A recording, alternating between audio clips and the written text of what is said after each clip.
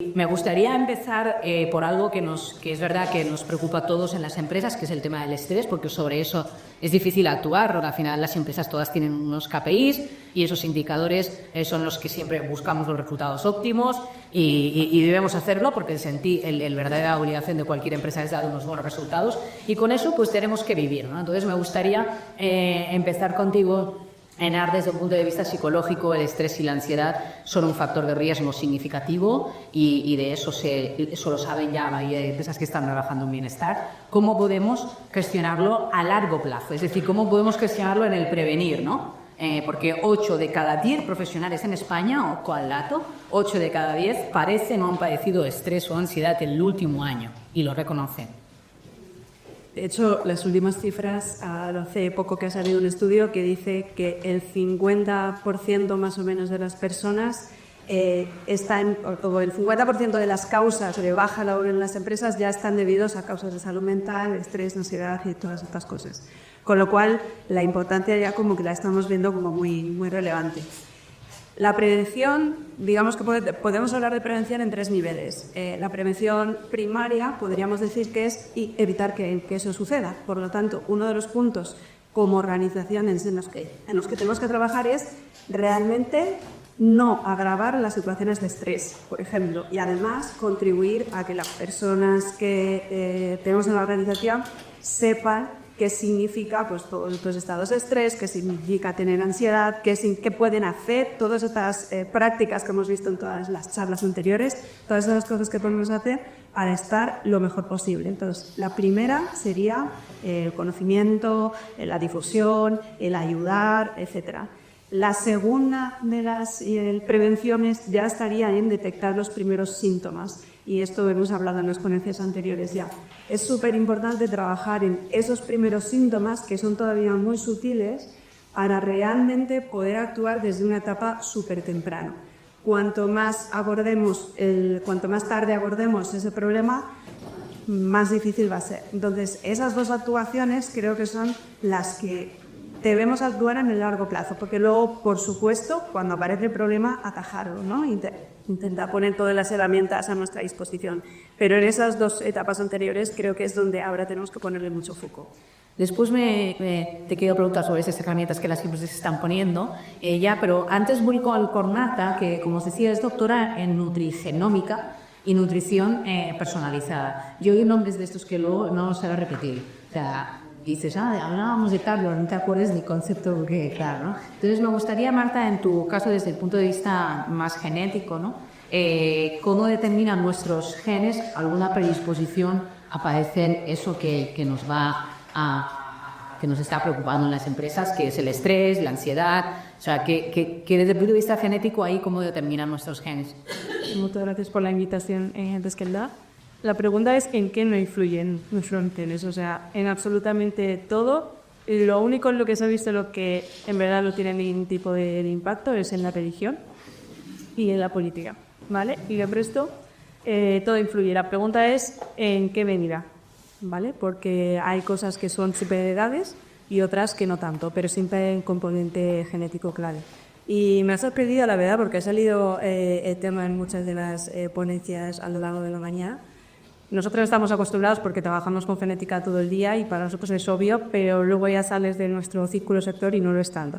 Cuando realmente influyen absolutamente todos los factores, tanto a nivel psicológico como a nivel de ejercicio, como a nivel de manejo de estrés, por supuesto a nivel de nutrición, a nivel de enfermedades, etc. Nosotros es algo que miramos, ¿vale? Todas esas áreas. Y respecto al estrés o ansiedad, por ejemplo, que ahora igual habéis visto que hay un gen que está un poco de moda, que se llama COMT, ¿vale? Entonces, ese gen lo que hace es, en este caso, metaboliza la dopamina, ¿vale? La dopamina es un neurotransmisor que está relacionado con el estrés y la ansiedad. Entonces, hay personas que son los que las clasificamos como warriors o varios, depende de lo que tengas aquí. Entonces, si tienes una metabolización lenta, vas a tener una mayor concentración de dopamina porque la vas a metabolizar y la vas a denar más lentamente. Estas personas se clasifican como personas más calmadas y que son capaces de motivarse de forma normal, ¿vale? Bajo una situación que no tenga un estrés acusado, sino un día normal cualquiera. Y luego están las personas que metabolizan rápido esta dopamina Con lo cual, bajo situaciones de estrés, son más capaces de manejarlo y más capaces de trabajar. Lo que pasa es que en situaciones normales, pues igual tienen una menor motivación o les cuesta un poco más concentrarse. ¿Vale? Entonces, esto es uno de los genes que están involucrados, pero como os digo, calculamos que las cuestiones genéticas van en cosas. Por ejemplo, tu predisposición genética a poder desarrollar un trastorno de ansiedad, por ejemplo, o a depresión.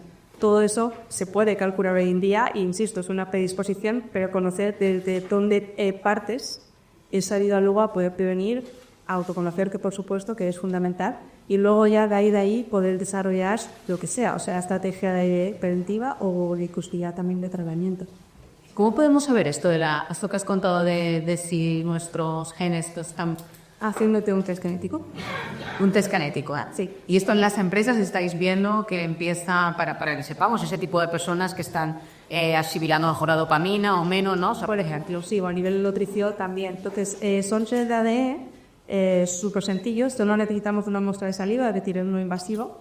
Y en nuestro caso concreto hacemos un genotipado masivo, es decir, es una información que no cambia porque el ADN nacemos y venimos con él, excepto mutaciones puntuales, con lo cual la información es siempre la misma.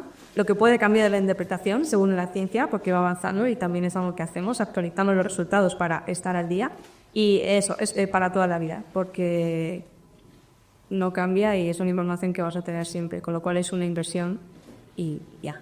Y están haciéndolo ya las empresas, la parte esta de poderle hacer el test de ADN. Pues no tanto como nos gustaría, la verdad. Entonces, por eso estamos aquí también, para animaros, sobre todo a que lo prueben, lo probéis vosotros mismos, porque la información que se da, la verdad, es increíble.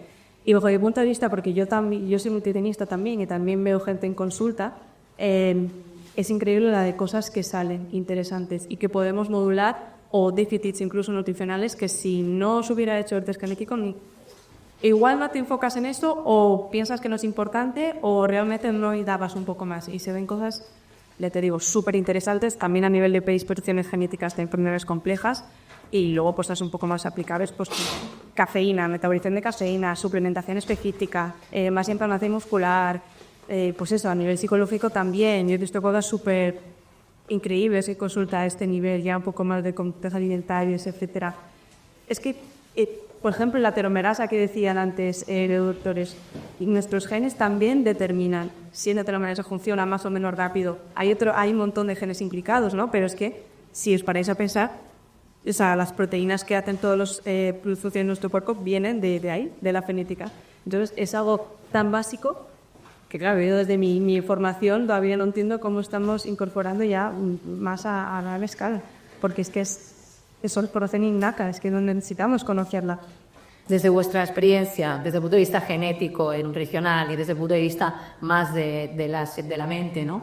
¿Qué errores se están cometiendo en las empresas que podríamos realmente, a través de lo que vosotras conocéis, de esas áreas diferentes pero complementarias, qué es lo que se está haciendo mal para a ver si damos alguna idea y que de aquí salgan cosas como para corregir, ¿no? O cosas que estáis viendo por vuestra experiencia que no se están atendiendo bien, o desde una óptica ahora para ser pioneras, ¿no? Es de lo que se trata hoy.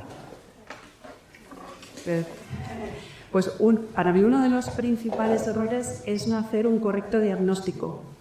Es como que intentamos implantar ciertas medidas sin haber hecho una suficiente investigación y un suficiente diagnóstico para saber si esa es la medida que necesita esa empresa. Por ejemplo, esto lo entenderemos muy fácil por un ejemplo. Todos implantamos un gimnasio o clases de mindfulness, pero es que a lo mejor no es eso lo que estamos necesitando. Lo que necesitamos son hacer actuaciones a nivel más corporativo, porque resulta que esto podríamos equipararlo un poco como la pirámide de Maslow. Cuando hay actuaciones muy básicas que no se están cumpliendo y hay unas condiciones laborales que no son saludables, es que me da igual que me comas el mindfulness, es que no va a hacer su efecto. Me va a poder ayudar, pero realmente no va a atacar donde realmente es necesario, que es a la causa de mis problemas de estrés. Entonces yo diría que el primero es el diagnóstico. Vale. Y pues yo tendría que añadir efectivamente que aquí entra la genética es para todo y es para toda la vida, ¿no? Como ya hemos dicho, con lo cual conocer esta información de base desde cualquier punto de partida, aunque sea hoy, mañana, el año que viene, siempre te va a ayudar para el resto de tu vida. Pero a ese nivel que estamos comentando y cosas que se han dicho ya, a mí me parece básica, por ejemplo, el ejercicio físico, que dado, pues eso, que no nos movemos lo suficiente y los beneficios que tiene son espectaculares. Entonces hay gente que viene a consulta que, pues eso, ¿no? Lo típico, quiere adelgazar, quiere perder, etcétera, y cuando me preguntas por la actividad física es comedor entero y no tiene ninguna intención tampoco de ir a por ello, quiere una solución fácil y se acabó, claro, y pierde los que sean en 3 meses y luego poner lo que trae el punto de partida copio. Con lo cual, aparte de identificar esos patrones y esos parámetros, hacer más hincapié en lo fundamental, que es el ejercicio físico y, por supuesto, la alimentación, con talleres de promoción de incluso de leer etiquetado, que ya ves tú, es algo que todo el mundo deberíamos hacer y que realmente luego te abre los ojos, por lo menos para que tengas el conocimiento y luego tú ya verás lo que haces, ¿no? Pero es que no saben hacer la compra, por ejemplo, no saben realmente qué impacto puede tener tal ingrediente, tal producto en su salud. Si tienes ese conocimiento, por mi experiencia, es más fácil que luego puedas crear el hábito y que evites o no ciertas cosas. Pero claro, si no lo sabes, no... Está claro, los básicos que decía el doctor y Marius, ¿no? Los básicos son muy importantes, pero después, cuando no eres sensible a esos básicos, no tienes esos trabajadores que no tienen la posibilidad en cuanto a eso, ahí es donde creo que está el reto de todos los que estáis gestionando el bienestar, ¿no? Donde no haya una sensibilidad, ¿no? en ese empleado o paciente que lo quiere todo rápido. Al revés, una idea de lo que está funcionando muy bien en aquellas empresas que vosotros conocéis para el tema de la ansiedad, la depresión, además de lo que decías, ¿no? Hacer de saber y diagnosticar bien lo que ocurre, qué es lo que después están haciendo bien. Ya cada vez hay más empresas con gabinete psicológico a disposición de los empleados. Eso lo tenemos claro con una medida que ya ha empezado a caminar desde hace años y hace un tiempo, y pandemia lo cuesta más fácil, pero algo que se esté haciendo muy bien. Y con eso cerraríamos, ¿no? Desde vuestra experiencia, o que sugeréis que sea, o que podéis hacer una sugerencia que sea. Pues si solo pudiera ayudarme con una cosa, que es difícil, pero voy a decir que el crear espacios para que se den esas conexiones sociales, para que se hable de cómo nos estamos sintiendo, acompañados en la medida de lo posible, porque pueden emerger diferentes cosas por ahí, pero eso es un poco lo que yo me estoy centrando en las organizaciones que visito, que se agradece los espacios donde podamos hablar de cómo nos estamos encontrando y que nos acompañen. De hecho, antes hablábamos, en el ejemplo de Camp PPRG, hablábamos de la inteligencia emocional y de estas formaciones. Ya no solo es formar, sino es dar el espacio a que esas conversaciones puedan ocurrir.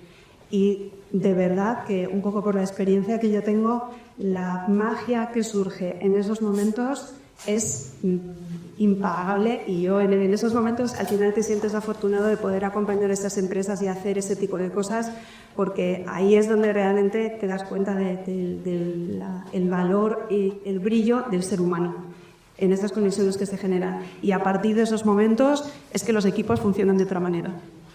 Interesante. Manta. Yo estoy un poco en línea también con Enar, dar ese espacio a los empleados de las empresas, ya no solo a nivel psicológico, que se puedan abrir, etcétera, que esto va un poco ligado con el autoconocimiento, que también aquí entra la genética, porque al final es una información tuya y es que realmente no nos paramos a pensar en qué nos pasa o por qué nos hemos reaccionado de esta manera o por qué lo que sea, ¿no? Entonces, dar ese espacio es algo que cada vez se está haciendo más y me parece fundamental. Y a nivel del ejemplo físico también. Esto también hila un poco con la conciliación laboral, sea a nivel familiar, a nivel personal, e incluso también con el ejercicio físico. Si haces espacio dentro del horario laboral, del horario de trabajo, pues seguramente, como dicen los resultados, lo fometes y al final repercuta en todo lo demás, ¿no? Entonces, empezamos por ahí, pero todavía nos queda mucho. Enar y Marta van a estar después con nosotros para que se vulcan las preguntas que yo no les he hecho o alguna más personalizada, ¿no?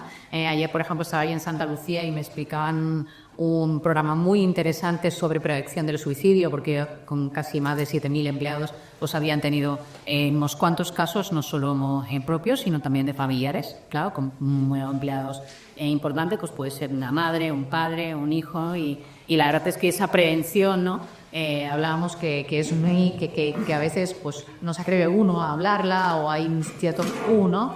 Entonces, no sé si... por tabú y por acompañar, ya aunque no sea la persona en concreto, pero acompañar a los que están alrededor, se está viendo que es súper importante, porque al final no podemos olvidarnos que además de trabajadores somos personas a las que le pasan cosas. Entonces, ese acompañamiento en los diferentes momentos vitales, y antes hablaba, por ejemplo, del evento de la menopausia, igual, pues cuando una mujer se encuentra en ese momento, que está, bueno, pues que le están pasando muchas cosas por la cabeza, cuando muere un familiar o tus mascotas. Es que estamos hablando de momentos vitales y estamos haciendo como unas separaciones ficticias entre la vida profesional y la vida personal, y no nos podemos olvidar que somos un solo ente y que todo lo que pueda afectarnos fuera también nos va a afectar en el trabajo. Entonces, entender un poco esa holística que antes comentábamos conmigo.